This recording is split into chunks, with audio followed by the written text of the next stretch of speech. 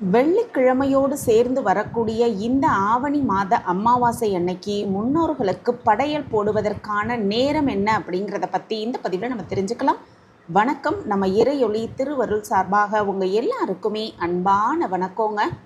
அமாவாசை அப்படின்னாலே முன்னோர்களை வழிபாடு செய்வதற்கான ஒரு அற்புதமான நாள் அப்படின்னு நமக்கு தெரியும்.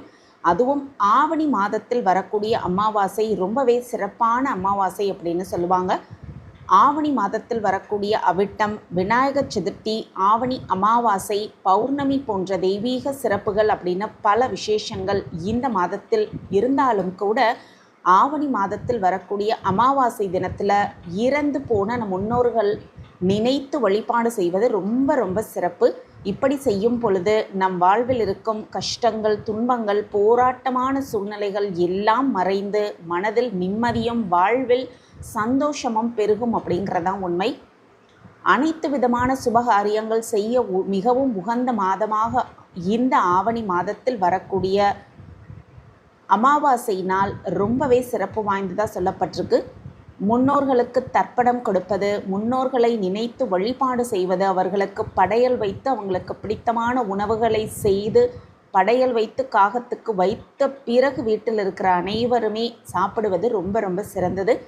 அந்த வகையில் ஆகஸ்ட் 22 வரக்கூடிய வெள்ளிக்கிழமையோடு வரக்கூடிய இந்த அமாவாசை நாளில் முன்னோர்களுக்கு படையல் போடுவதற்கான நேரம் என்ன அப்படிங்கிறத நம்ம தெரிஞ்சுக்கலாம். இந்த அற்புதமான நாளில் முன்னோர்களை நினைத்து பித்ரு வழிபாடு செய்வது, தர்ப்பணம் கொடுப்பது ரொம்ப ரொம்ப சிறப்பு.